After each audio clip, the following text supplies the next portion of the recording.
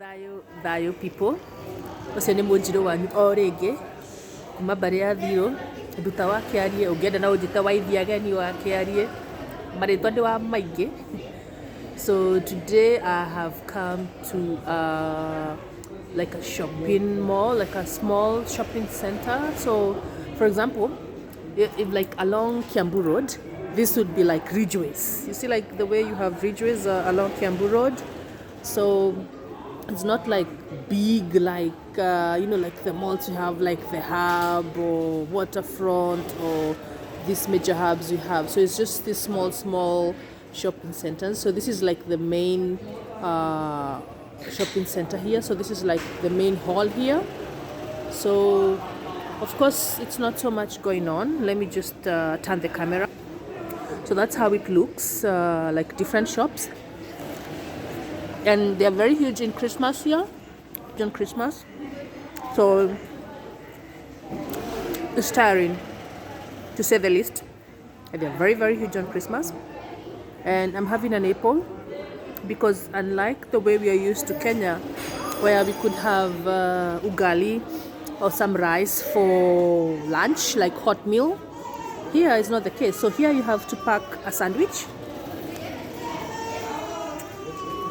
You have to pack an apple or a fruit or a banana, any kind of fruit you wish. Water is fine because you can have water even at the bathroom because water is clean here. But food is very expensive here, like food like outside, like in cafes here. In cafes, food is very expensive, very expensive. So like just like one donut, you could buy a donut here. The cheapest donut you could buy is 19 krona. So 19 krona is like 230 shillings, and that's like nothing. A bottle of 500 ml Coca-Cola goes for 20 kronas or 25 kronas. So that's like 230 krona, 230 Kenya shillings. So yeah, so what I'm saying is that, for example, if you're using 100 bob in Kenya to pay for something, here you could be using 1,000. So for example, if you're buying, or for example, let's say if you're buying, we buy the soda at 60 bob, right? Just on a normal supermarket, it's 60 shillings, like the 500 ml, right?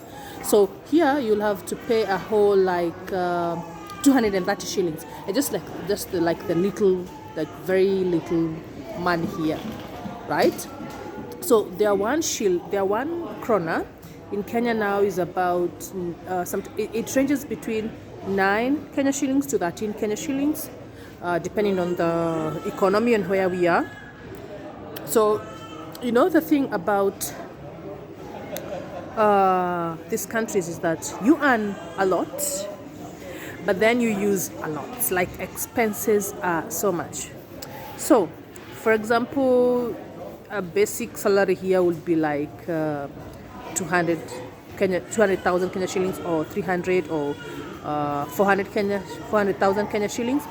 But then you end up paying like first you could pay like, let's say, from 5,000 Norwegian krona, which is like 50,000 for electricity bill, and then it goes on and on and on. So you might think that you're making so much, but the bills that you're paying and of course there are a lot, but of course there are jobs here. That's the other thing, there are jobs here. But one thing about Scandinavian countries is the language barrier. Like you have to learn their language. So for example, you're in Norway, you have to learn norsk. They call it norsk. So that's the Norwegian language. So for example, if you go to Sweden, the first thing you have to do is you have to learn the Swedish language. If you're in Denmark, you have to learn Danish. If you move to a country like Netherlands, you have to learn Dutch. If you're in Finland, you have to learn Finnish. So that's the first step for you to be able to be integrated in the society. So it's not like they don't care if you know English. They don't care if you speak English like I am now. They don't care. The first thing is that you have to go for a language course for like 6 months. And when you go for that language course, of course, the government pays you. So that's the first step. So these countries, what you don't know is that it's about them. They don't care about where you're coming from. And I've met people here who are, like degree holders back home. But when you come here, it's nothing. They don't even care what you have studied or, like for them, it has to be about them. Like it has to be more about their society, more about their system. So in short, you have to be integrated a lot, and you have to go with how the system works here. Yeah, so today I'm here. I came to see a friend, an old friend. He's like going to be 100. He's an author. I'll share photos of him later. And then I'm here waiting for my host to come and get me.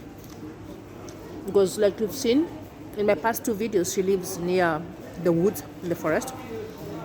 So there are no matatus here like venye unaamkanga tu na hope kwa mat unaishia. No, here buses operate on time. And because this is not near the city, we are like 3 hours away from the main city, like in Trondheim.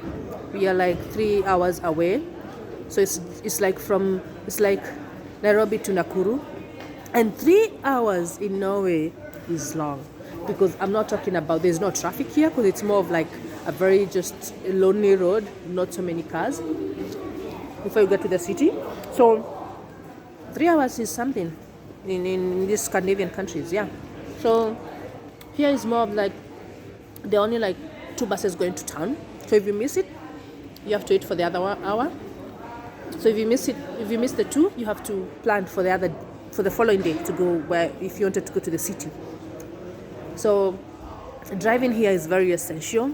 Like you have to learn how to drive, because then owning a car here is better. But if you live in the city, like in Trondheim, like when I go to the city, I will be sharing videos about it. Then you don't have to, because there are buses and it's easy to just walk. Yeah. So where I am now, it's so much under construction here.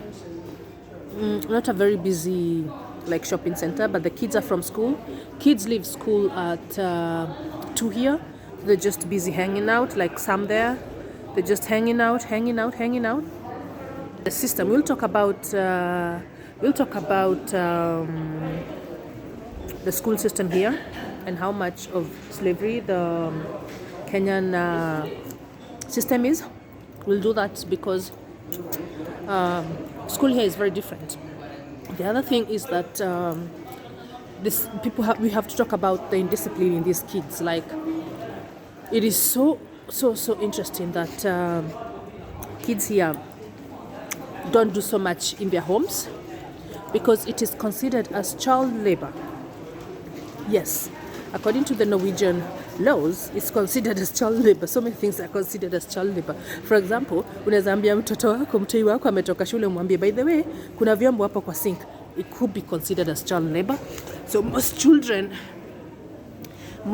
when they're from school, and I'm talking about teenagers like 13, 15 years, they will leave their bags on the floor, school bags, get it in the house, go to the fridge, get something to eat, and my friend, they eat a lot of junk, like a lot of sweets, so much sweets, so much cola, so much Pepsi is something, so much, like everything, so much donuts and all this, like, and I'm very sad that we are slowly becoming that as African nations. We are slowly becoming that.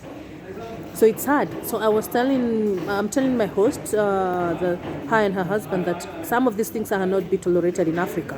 They cannot. Like, I can't imagine talking to my daughter and she walks away. No. Walking away when I'm talking to you, an African mother? No. So, and the kids here, they don't necessarily have to talk to you. They don't have to say hello to you. They don't care. The first time I arrived here and the parents came for me from the train station and we went home, they just came from school the following day after I had slept, and they are from school the following day. They just came in and I said hi, and they're like, hi, how was school? I guess it was okay, I guess. And that's it, and they're gone. They don't have to shake your hand. They don't have to speak to you. They don't have to ask about where you're coming from. They don't care. No. So we are so fortunate that as much as we have our own struggles, we still we still raise mannered children, because this thing of saying that kids don't need values when growing up, they do.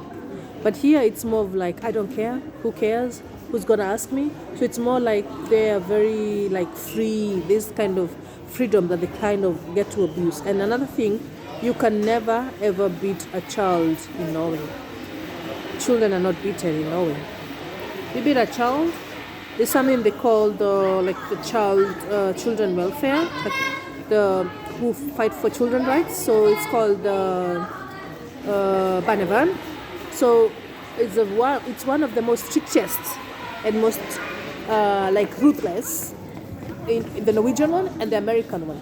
Like I have read about foreigners here who just came with your kids and they just lost their kids in just like, it took one spank or 2, 3 and your kid was gone, like to foster homes. Like it's becoming a crisis. The Norwegians themselves don't like it. They don't like it. So it's very many things that people need to also start learning about these states, that if you're an African and you decide to move to these countries, there's so many things that you need to know about these countries. You won't bring your utaleta Uafrika yako hapa. No, utaleta Uafrika yako hapa. Utaanza kuambia ati unajua kwetu tunafanyanga hivi, unajua kwetu watoto. They will turn against you very fast, like very very fast. Kama utu msichana tumetoka shule, so tuko hapa tumekaa. So tuna enjoy of course some chakula, simu. Kila mtoto ako na simu. Na si simu, si kasimu. iPhones zo zinaongeanga in these very expensive phones. Huku hakuna ati mtoto amekosa nini. Hakuna kitu kama hiyo. So yeah. So it's a whole lot of culture shock ukikuja. Of course I'm not shocked because I've been here before. But it's so many things that the Africans who live in these countries don't tell us. They don't tell you back home that these countries ziko hivi na hivi na hivi. They actually just tell you on the good side, but they don't tell you. When you come here, you're coming to a different continent, you're coming to different cultures, you're coming to all these things that are different. Like for me now, I'm seated here. Wananiangalia kama picha. Like wanapita tu hapa, they're looking at me strange. And it's also because since nifike kwa hii shopping center, sijaona mtu mwingine mweusi. Like literally, I've just been the black person here. Like I haven't seen anyone. If, for example, your self-esteem is not very high, just know that it will affect you so much. Like, you feel, God, am I supposed to be here? And they don't care about you. They don't care about you.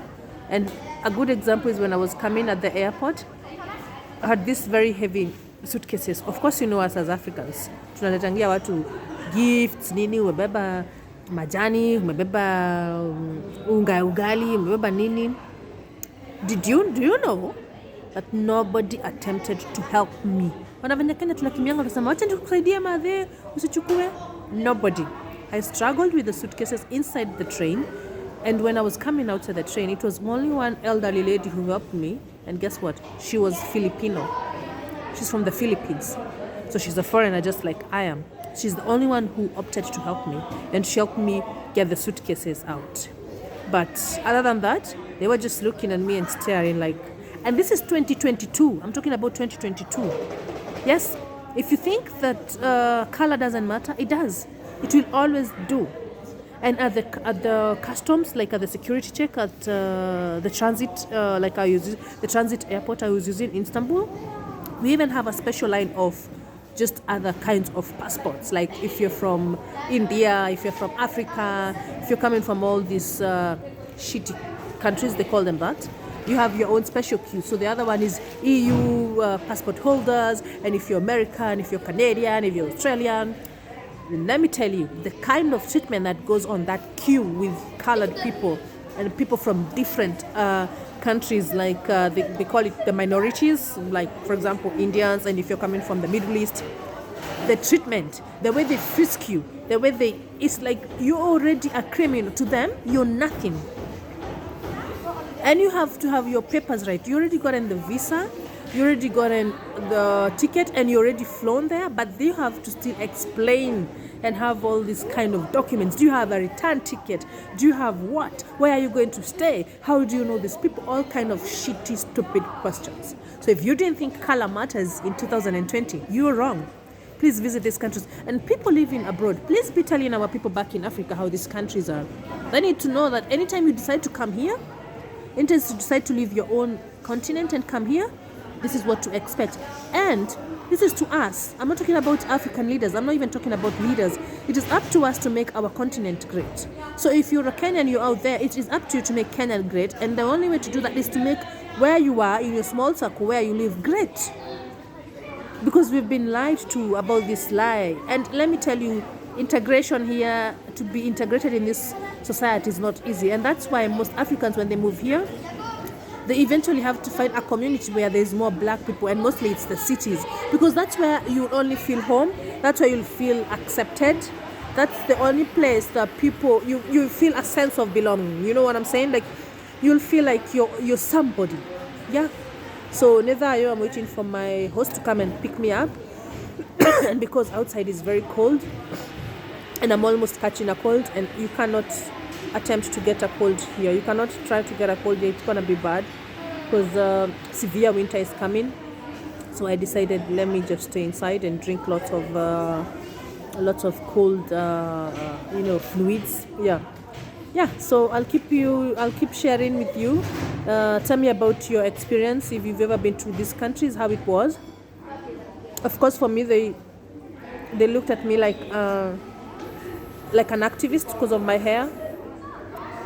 Started asking me what I do, and because I was wearing all my African clothes like I wear, yes, I never leave my identity. I'll always be African. I can never change to be African, so I will always identify myself as an African, and I have no shame. I'm very proud of being an African. Doesn't matter where I am, I have no shame. So that's it. So that's how my Monday is going, and I'll keep following me, and more stories to come. Of course, mall is more of like the elderly and all that. And another thing is that there are the people also with this luxury of just spending, like going to cafes and all this, because then their pensionists, but the young people also have so much to pay and all the bills and all this. So I'll keep you updated. Thank you so much for the followers. Thank you so much for the people who are engaging me and sharing. Most I can't wait to get back to Africa soon. But in the meantime, I am here. My mind is here because I have a very special mission ahead of me. Yes, so send someone from Kenya, send some warmth from Africa, wherever you are, send some good vibes my way. I'll appreciate.